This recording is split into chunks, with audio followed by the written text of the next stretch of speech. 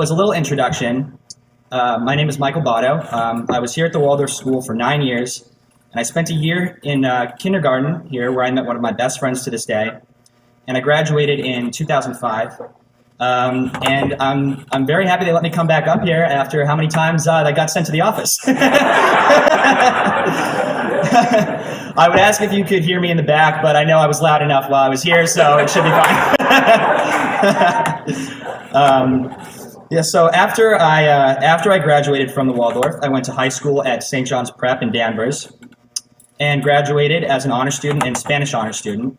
While I was there, I played baseball and football and the drums in a jazz combo, and we actually got the opportunity to go play in New Orleans, which was great. So keep up the music. You're all very talented. Hold on to that. After graduating high school, I went to Elon University in North Carolina, and I had the privilege of spending a semester in Barcelona, Spain. And in my senior year, I spent a month studying in Southeast Asia, studying business in Southeast Asia. I graduated last year with a bachelor's in international business, and I minored in economics. And I currently work in Washington, D.C. for the Advisory Board Company, a consulting and research firm for healthcare and higher education. I've had the privilege of traveling the world, and to this point really have no regrets at the age of 23. And especially when it comes to my years at the Waldorf School.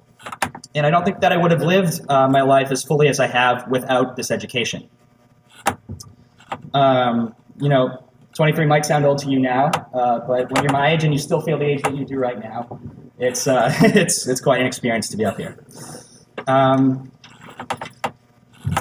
So now that I'm done talking about myself, which in my defense I had to introduce myself a little bit. I'm not the president or anybody famous yet, but give me a couple years, I'll get there. I would like to address the graduating class by letting you all know about something I realized for the first time only after I graduated from the Waldorf School. I realized that one of the most important lessons the Waldorf School taught me is to appreciate what you have in life. It is a true statement that often you don't appreciate what you have until you no longer have it. It is hard to completely grasp the moment you are in and truly appreciate your surroundings, especially in today's world with so many distractions. But fortunately, the Waldorf School, unlike any other form of education I've had, does really teach you how to be fully involved with the moment and the people around you. It teaches you in kindergarten to take a moment to be thankful for your food and to shake your teacher's hand and greet her every day. It involves you in every main lesson book by allowing you to write it, design it, and bind it, so that by the end of the year, all the work you have done truly is yours. You close out every day with a grace, and each year you're responsible for contributing something to the school, whether it's delivering pizzas to the classrooms or ringing the bell down the hallways. Each holiday, each season is acknowledged and celebrated. You can walk into an office building, as I do now, and not know what time of year it is. When you walk into the Waldorf School, you know whether it is fall and you know if Halloween is coming because there's about 1 million pumpkins up here that have all been carved by the students. And if it is the holiday season, there is a choir of students playing in the halls for other students because they can also all play instruments. The reason I'm bringing all this up is because all these things that may seem normal to all of you are actually very special and teach you to become involved with your environment, appreciate your surroundings, and live in the present rather than worrying about the future or holding on to the past. So what I would like to do is to take a moment right now to look around at everyone that is here for you, your parents, your family, your teachers, your friends, and acknowledge how important all of these people have been to you and the beautiful environment they have created for you to grow up in. Let's give them a round of applause and thank them for this special moment in these amazing 8 years.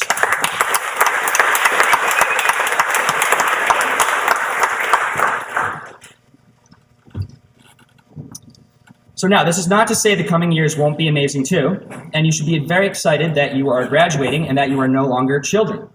You're becoming adults and entering into a very exciting and important part of your life. Moving on and letting go is a part of life, and you are lucky to be moving on from a place that has given you a unique background that you will be able to go back to for the rest of your life. I remember thinking, when am I ever going to use eurythmy? And you will. I swear it really does help. Your coordination skills are going to be amazing. It's part of the reason that I made the football team. I'm not lying. You're complaining, or even complaining about going to handwork or struggling to understand German. It's not easy to do, but it is very important. And all these seemingly minor intricacies that the Waldorf gives to you does make you different. But this you will find is a good thing, especially in today's world. When we are young, many of us want to be generic. You want to fit in, you want to conform, you want to wear the same style clothes, listen to the same music, play the cool sports. But what you will find when you get older is that it's all about what makes you different that makes you more successful. The Waldorf background will only ever help you in interviews, both for schools and for jobs, because it has allowed you to become an extremely well-rounded person at a very young age. Waldorf opens up all the doors for opportunity, and you can narrow them down later on in life as you go along, closing and leaving open the doors that you want, instead of being forced into one doorway and having someone slam it behind you.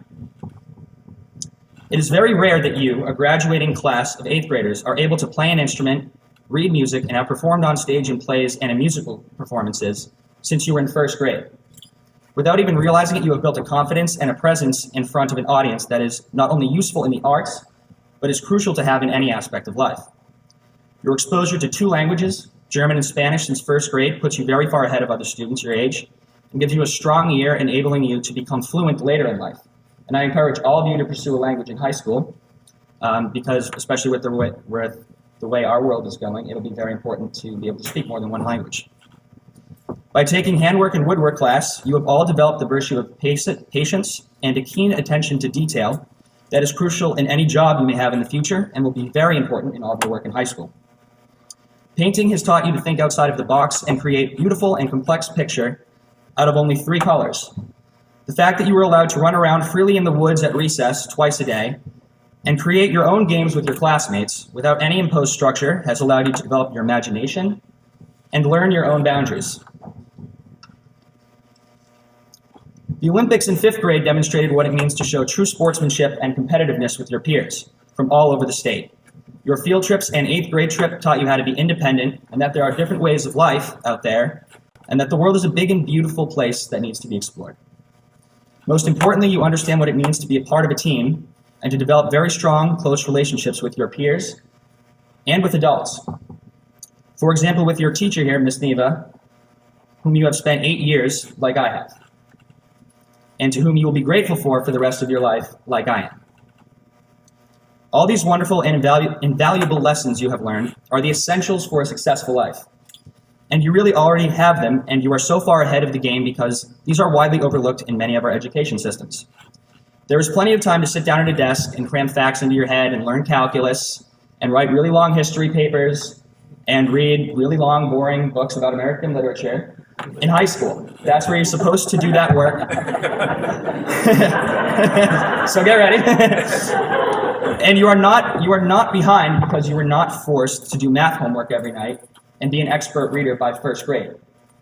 In fact, you're way ahead because you have developed at a young age skills and characteristics that many adults do not have. Now, when you do start your years in high school, it may be a little intimidating, and it will definitely be a different environment than this. But because you have not already been burnt out by the time you reach 8th grade, you're going to be hungry to get more serious and take on harder subjects. You're going to want to make the sports teams, you're going to want to master a language, maybe even master an instrument. There are going to be many opportunities to grow in high school, and you need to seize them. So, follow what you are passionate about, and don't shy away from your interest because it may not be cool or popular at the time. I know you've all developed close relationships here with each other and with your teacher, but you need to meet as many people as possible because every person that enters your life will not only teach you something about themselves or other people, but it will teach you something about yourself as well. And because of this, I urge you to be nice to everyone that you meet and be there for those who are in need of a friend because you may never know when you will need one as well. High school is important, but it is not who you're going to be for the rest of your life, and in fact, it might not even be who you're going to be in college. In fact, high school is a very short part of your life in the scheme of things, so you don't want to waste it. Instead, use high school as an opportunity to create new friendships, figure out what you're interested in or not interested in, and become as educated as possible. Work hard from the very start, so by the time you're applying to colleges, you already have good grades to support you and you can go to the college of your choice. Most importantly, make sure to have fun. You're still young, and life is too short to have your head buried in books 24/7. So you need balance, and you need to make sure you set aside time to have fun. While I still have you, I'm going to throw a couple more pieces of knowledge at you because I'm older and wiser than you. And that's probably the first time I've ever had the chance to say that to somebody.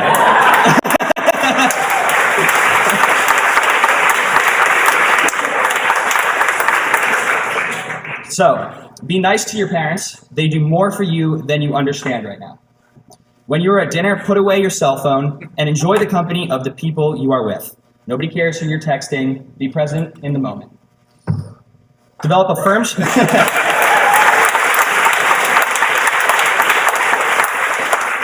Develop a firm handshake and look people in the eye when you greet them, and meet as many people as you can. Technology has made people actually very antisocial, and the happiest people are the ones who create interpersonal relationships, not Facebook friends. Read and write as much as possible. Never pass up an opportunity to travel and see another part of the world. You've been given one life on this earth, so you should not pass up an opportunity to explore it. You've been given something that many children actually don't get today. You have been given a beautiful childhood. So with clear eyes and full hearts, anything is possible. I'm so proud of all of you, and I know you are all destined to do great things, so go out there and do them. Thank you.